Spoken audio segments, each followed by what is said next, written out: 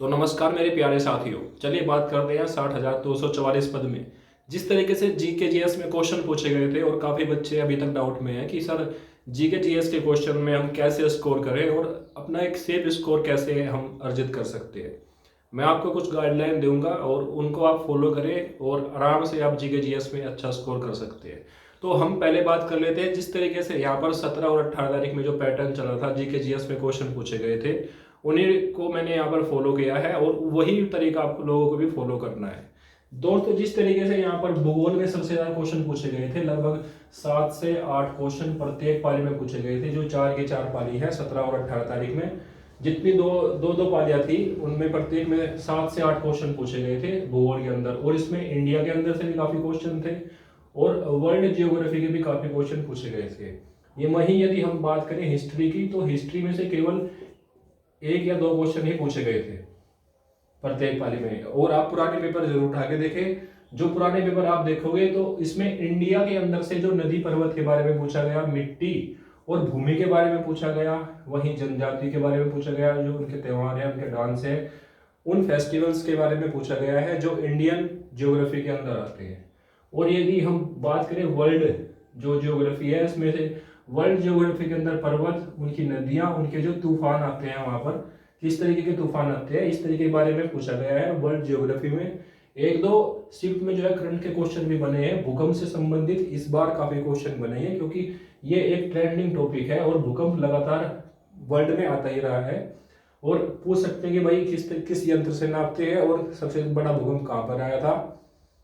India से संबंधित भी भूकंप के बारे में पूछा जा सकता है इस बार। और मैं फिर से आप लोगों को कहूंगा कि करंट करंट के क्वेश्चन याद करें इंडिया के लिए और वर्ल्ड के लिए, ज्यादा से ज्यादा यही टॉपिक आप लोगों के फॉलो किए जाएंगे इस पैटर्न में भी, जो आपका पेपर होने वाला है अगस्त में, ठीक है, और अगस्त या सितंबर में आपका पेपर हो जाएगा तो इसमें भी यही पैटर्न फॉलो किया जाएगा। तो ज्योग्राफी को सबसे ज्यादा पढ़े। कुछ बच्चे ऐसे हैं कि ज्योग्राफी उनको काफी हार्ड लगती है, तो मैं उनसे कहना चाहूंगा कि वन लाइनर क्वेश्चन करें ज्योग्राफी के अंदर, थोड़ा डीप में बढ़े, उसके बाद में वन लाइनर क्वेश्चन करें और ज्यादा से ज्यादा वन लाइनर क्वेश्चन करने की कोशिश करें। ज्योग्राफी में आप काफी अच्छा स्कोर कर सकते हैं। वही करंट के क्वेश्चन ज्योग्राफी से संबंधित, ये तो एक टॉपिक अलग हो गया, ठीक है। उसके बाद में हम बात करते हैं कि भाई विज्ञान में काफी क्वेश्चन पूछे गए थे, रासायनिक अभिक्रिया से क्वेश्चन पूछे गए थे, इनके नाम जो है रासायनिक तत्वों के नाम भी इस बार पूछ सकते हैं, ठीक है। और जीव विज्ञान में रक्त से संबंधित, विटामिन से संबंधित, शरीर से संबंधित कुछ क्वेश्चन पूछे गए थे। वहीं फसल के वैज्ञानिक नाम भी आप लोगों के परीक्षा में पूछे गए थे, तो इस बार इसको नजरअंदाज मत करना क्योंकि काफी बच्चे मेरे ऐसे हैं जो कहीं ना कहीं जी के जीएस में कम स्कोर की वजह से रह गए थे। करंट में आप लोगों को क्या पढ़ना है, करंट में दोस्तों इंटरनेशनल करंट के 4 क्वेश्चन पूछे गए थे और इंडियन करंट से भी 4 क्वेश्चन पूछे गए थे। अब इलेक्शन होने वाला है और इलेक्शन से संबंधित काफी क्वेश्चन पूछे जा सकते हैं, ठीक है। बजट से संबंधित काफी क्वेश्चन पूछे जाएंगे। जिस तरीके से यहाँ पर इकोनॉमी, ठीक है, इकोनॉमी यानी कि अर्थशास्त्र के संबंध में, ठीक है, अर्थशास्त्र के संबंध में काफी क्वेश्चन पूछे गए थे। तो लगभग 7 से 8 क्वेश्चन पूछे गए थे जिसमें से जीएसटी से संबंधित 3-3 क्वेश्चन थे प्रत्येक पाली में, ठीक है। मुद्रीकरण, विमुद्रीकरण, जीएसटी से संबंधित काफी क्वेश्चन थे। तो इस बार अर्थशास्त्र में और ज्योग्राफी में काफी क्वेश्चन पूछे गए थे। दोबारा फिर ये पैटर्न फॉलो किया जा सकता है। अर्थशास्त्र यानी कि इकोनॉमी को आप बिल्कुल भी नजरअंदाज ना करें, इसमें से केवल वन लाइनर क्वेश्चन, वो भी इंपॉर्टेंट क्वेश्चन करें और कोशिश ये करें कि भाई 3 क्वेश्चन तो ओल्ड करें, ठीक है, और 3 क्वेश्चन करंट के करें, ठीक है। इकोनॉमी में यदि आपको स्कोर अच्छा करना है तो 3 क्वेश्चन तो आप करंट के करें और 3 क्वेश्चन जो है पुराने ओल्ड कर सकते हैं। वन लाइनर क्वेश्चन ज्यादा से ज्यादा कोशिश करें क्योंकि इकोनॉमी एक बड़ा सब्जेक्ट है और इसमें काफी बच्चों को बोरिंग भी लगता है कि भाई उनके समझ में नहीं आता क्योंकि वो साइंस बैकग्राउंड से होते हैं। और काफी बच्चे ऐसे हैं जो इस बार साइंस बैकग्राउंड से हैं लेकिन उन्होंने कहीं ना कहीं इकोनॉमी छू भी नहीं है।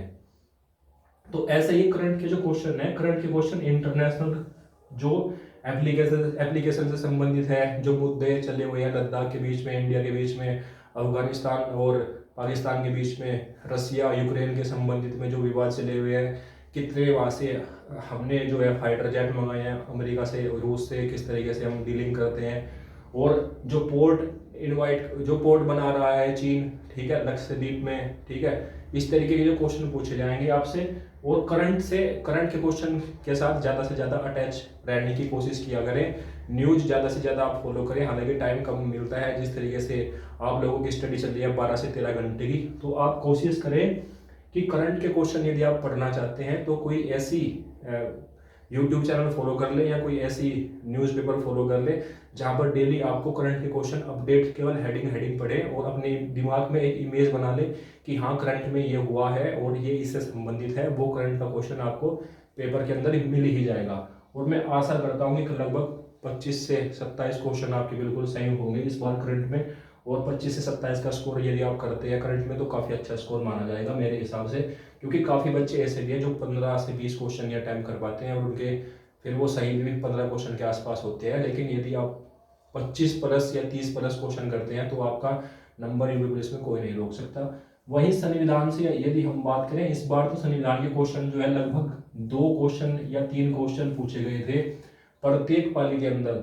लेकिन इस बार उम्मीद जताई जा रही है 4 से 5 क्वेश्चन पूछे जाएंगे। और वहीं भूगोल का जो वेटेज है, यानी कि भूगोल का और इकोनॉमी का जो वेटेज है वो इस बार संविधान के पास आएगा। क्योंकि बच्चे ये सोचेंगे भाई संविधान में हम कम पढ़ लेते हैं, भूगोल ज़्यादा पूछा गया था, भूगोल में पढ़ लेते हैं और इकोनॉमी में पढ़ लेते हैं। तो इस बार कहीं ना कहीं हो सकता है कि आपका संविधान ज़्यादा पूछा जाए। तो संविधान में आप लूसियन से कोशिश करें कि अधिवेशन पढ़े, संशोधन पढ़े और जो इम्पोर्टेंट आर्टिकल है केवल वही पढ़े। और जो नए संशोधन है उनको जरूर पढ़ना, क्योंकि वो करंट के क्वेश्चन हो जाएंगे।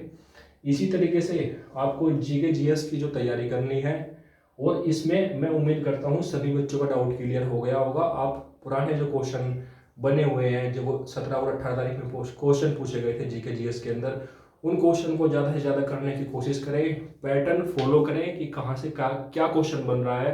तो दोस्तों ज़्यादा से ज़्यादा जो है आप करंट के क्वेश्चन पढ़ने की कोशिश करें। और जो पुराना पैटर्न है, जिस तरीके से UP police, Haryana police, Chandigarh police और अन्य राज्य की जो पुलिस है वहाँ पर क्वेश्चन फॉलो किए जाते हैं, इसी तरीके से यहाँ पर यूपी पुलिस का भी जो पेपर है वो उसी के इर्द गिर्द घूमता आपको नजर आएगा।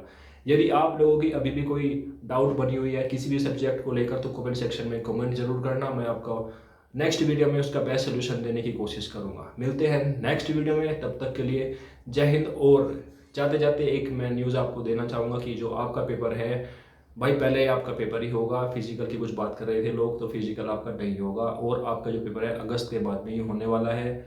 और जो बच्चे अभी भी 14-15 घंटे पढ़ रहे हैं, मैं उनसे कहना चाहूँगा कि भाई आप 10 घंटे 11 घंटे पढ़ें और 6 घंटे कम से कम आप नींद लें, ठीक है। और ज़्यादा से ज़्यादा आपको अपने माइंड को और अपनी बॉडी को भी फिट रखना है, क्योंकि आपका मेडिकल भी होने वाला है। यदि आप अपने माइंड को और अपनी बॉडी को फिट करते हैं तो आप ज़्यादा आउटपुट दे सकते हैं, ज़्यादा से ज़्यादा पढ़ सकते हैं। तो आप पूरे दिन किताब पर ही ना रहे, पूरे दिन फ़ोन में मत रहे, क्योंकि आपकी आँख भी ख़राब हो सकती है।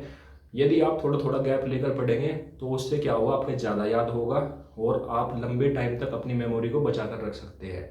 क्योंकि हमारा फ़ोन है काफ़ी ज़्यादा मेमोरी ख़राब करता है। तो कोशिश करें कि आप किताब से पढ़ें और साथ साथ फ़ोन से पढ़ सकते हैं, क्योंकि आज के टाइम में फ़ोन से पढ़ना बहुत ज़्यादा ज़रूरी है। कंपटीशन जिस तरीके से बढ़ा हुआ है तो फ़ोन से पढ़ना बहुत ज़्यादा ज़रूरी है। लेकिन कुछ टाइम के लिए दूरी ज़रूर बनाएं फ़ोन से, जिससे आपका जो माइंड है वो एक शार्प इमेज आपके माइंड में जनरेट हो सके और वो लंबे टाइम तक आपके काम आ सके। क्योंकि आपका पेपर जो है अगस्त सितंबर के आसपास होने वाला है और मैं आशा करता हूँ आप लोगों का इस बार काफ़ी अच्छा स्कोर होगा। मिलते हैं नेक्स्ट वीडियो में, तब तक के लिए जय हिंद।